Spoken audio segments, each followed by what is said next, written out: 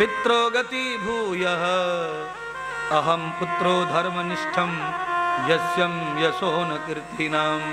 अगर पुत्र होकर मैंने पिता के सेवा करते हुए उनके दुख को दूर न किया तो मेरी कीर्ति नष्ट हो जाएगी और मेरा अपयश हो जाएगा संसार में। इसलिए हे भक्ति माता, मैं तुम्हारी शरण आया था पर तुम दुखी हो, इसीलिए पहले मैं तुम्हें सुखी करूंगा, क्योंकि मेरे अकेले का नहीं, पूरे ब्रह्मांड में न जाने कितने पुत्रों के ऊपर माता पिता का ऋण है और वो ऋण तब ही चुकेगा जब औलाद भगत बन जाएगी, भक्ति के शरण जाएगी।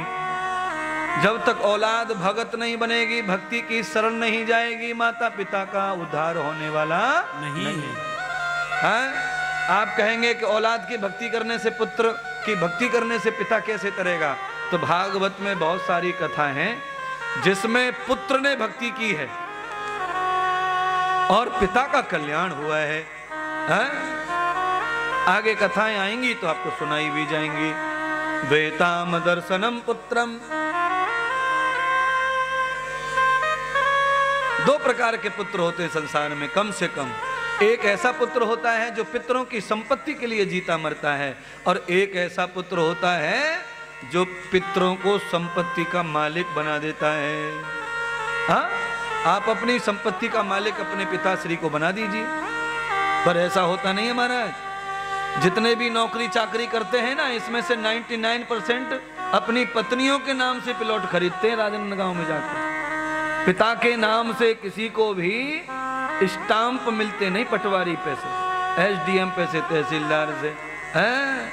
पत्नी के नाम से बोलते हैं घर पे आके कि छूट मिले, 10% छूट है स्टाम्प में। तो हमने कहा पत्नी के नाम पे छूट नहीं है, गधे की औलाद, माँ के नाम पे छूट है। लेडीज को छूट होती है, वो पत्नी के नाम पे छूट थोड़ी है। जब लेडीज को छूट है तो माँ बैठी है ना, माँ के नाम से संपत्ति खरीदने से संपत्ति में वृद्धि होगी। क्यों? पत्नी से आशीर्वाद कभी नहीं मिलता, माँ रोज आशीर्वाद देवे।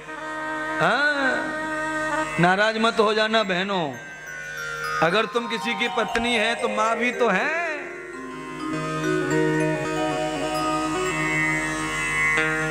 भक्ति माता आज नारद जी से कहती है कि मेरे पुत्रों को जीवित कर दो, मेरे पुत्रों को चेतन कर दो।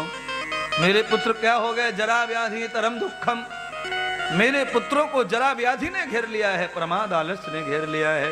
इसलिए हे नारद जी, ज्ञान और वैराग्य को जगाने का काम केवल संत कर सकते हैं और कोई करने वाला नहीं है। इसलिए हे नारद जी, कृपा कर दो मेरे पुत्रों पर, मेरे पुत्रों को नींद से जगा दो।